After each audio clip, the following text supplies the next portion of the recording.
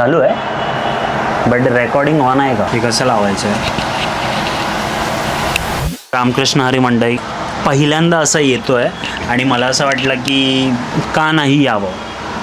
तुम्हाला एक शॉर्टकटमध्ये स्टोरी सांगतो. रात्रीचे 2-2:30 वाजले होते आणि मी माझी बॅग पॅक करत होतो आणि मी तिकडे सगळे असे कॅमेरे, लेन्सेस, माझं माईक सगळं मी ठेवलं आहे, जे की काही गोष्टी कंपनीने दिल्या आहेत, काही गोष्टी माझ्या स्वतःच्या आहेत. सो मी बोललो स्वतःसाठी, यार माझ्याकडे एवढं सगळं काय आहे, कॅमेराज आहेत, लेन्सेस आहे, बॅटरीज एक्स्ट्रा आहेत, मेमरी कार्ड आहे, कार्ड रीडर आहे, कंपनीचा लॅपटॉप आहे, माझा स्वतःचा लॅपटॉप आहे. सो माझ्याकडे एवढे सगळे रिसोर्सेस आहेत, इतक्या सगळ्या वस्तू आहेत ज्या की एका नॉर्मल फोटोग्राफरकडे असणं म्हणजे त्याच्यासाठी खूप मोठं ड्रीम आहे. एका आर्टिस्टचं एक मोठं ड्रीम असतं की भाई हे सगळ्या गॅजेट्स असणं.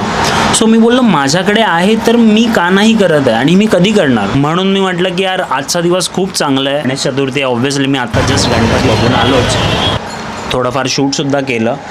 आणि सर्वात इम्पॉर्टंट गोष्ट, भाई माझ्याकडे लोक बघत आहेत, कॅमेरा फिरव तिकडे, सगळे लोक बेसिकली 2 दिवसाआधी मी असं ठरवलं की हे करायचं.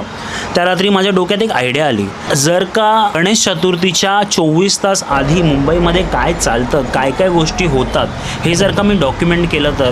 So I have named that series called 24 hours before Ganesh Chaturthi and I have shot it so beautifully. I will definitely share with you guys. ऐसा टाइम लग रहा है वो चीज़ को सीक्वेंसिंग और एडिटिंग के लिए. तर मला तेच अपलोड करायचं आहे आणि ते मी अपलोड केल्यावरती सांगा मला तुम्हाला कसं आवडतं. Thank you so much. Bye bye.